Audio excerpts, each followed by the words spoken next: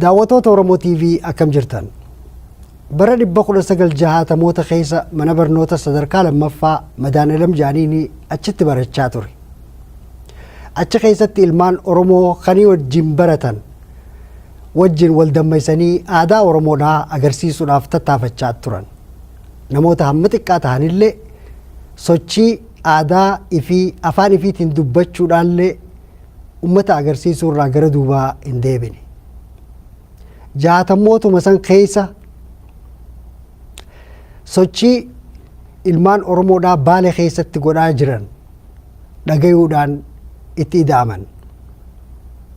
Egaa achiin waa xiqqoo nama jalaa hirtaate yookiinis haalli toluu baannaan achirraa gara Soomaaliyaa dhaqanii meeshaalee isaan barbaachiftu ida'atanii gara Baaleetti ol deebi'an. Kaameeraadhaan sochii Baalee san ilmaan Oromoodhaatii fi warra biraa kan biyya alaa jiruufillee akka daawwachuu danda'anitti qulqullinaan dhiheessan. Bara 1969 gara jalqabaatitti gara biyya Arabaa dhaqanii qabsoo qawweedhaatiif hidhannoo harkatanii leenjiis fudhatanii nama 36 ta'anii doonii yaabbatanii guyyaa 3 guutuu fi halkan 3 eega bahara diimaarra yaa'aniin booda kaabaa Soomaaliyaadhaa bakka naannoo Zeelaa jedhamtu Bulhaar bakka jedhamtutti lafa dhawan. Achitti mootummaan Soomaaliyaa gaafa san haaree turte Ziyaad Barreetu mootummaa fonqolchee mootummaa haaree ijaaree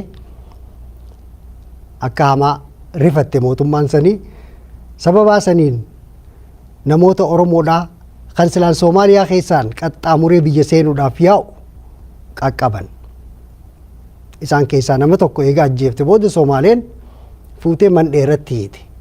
Bara 5 fi guyyaa 12 booda eega akka hamatti huccuun qabanillee irratti bututtoyteen booda achirraa bahanii Soomaaliyaa keessatti namoota jajjaboo biraatii wajjin wal arkan. Namni inni irraa haasa'u kun Jaarraa Abbaa Gadaati. Mana hidhaatii eega baheen booda nama jabaa tokko argate. Inni saniis Mul'is Gadaa jedhama. Isaan lamaan kun wal ta'aniiti warra Maqdishoo jiru kan biraa tii wajjinillee mari'atanii gara biyyaa ol seenan. Harka qullaa ol seenan. Maadheelee Oromoodhaa tan naannoo Haramayaa, Dirree Dhawaa, Awwadaay, Baatee, Hirnaa, Ciroo fi Dadar jirtu tan garagaraa tanaa wajjinillee wal arkanii bakka biraatitti illee sossooha ilmaan Oromoodhaan ni godhan jedhanii itti tilmaamaniif maraahuu dhaqanii eega qunnamaniin booda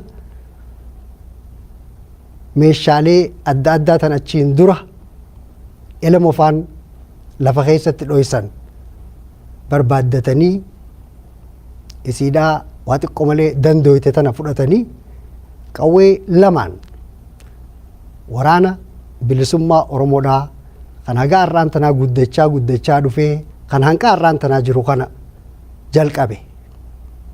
Qawwee lamaan Elamofaarraa hafteeni sochiin san jalqabamte. Jaarmiyoota ilmaan Oromoodhaa jaarratan kan garagaraatii wajjin bakka takkatti walitti deebi'uudhaaf agoobara tokko kan maqaan isaa tokkummaa humnoota bilisummaa Oromiyaa warra jaaree keessaa tokko Jaarraan Abbaa Gadaa.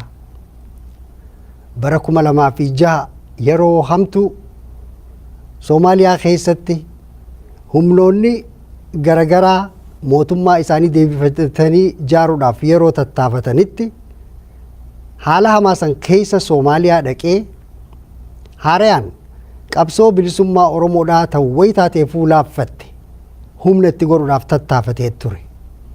Mootummaan Wayyaanidhaa yeroo sanitti mootummaa amantii Islaamaatiin bultuun cabsa jechuudhaan gaafa biyya san seente biyya Soomaaliyaa irraa bahuun dirqama taatee bahe.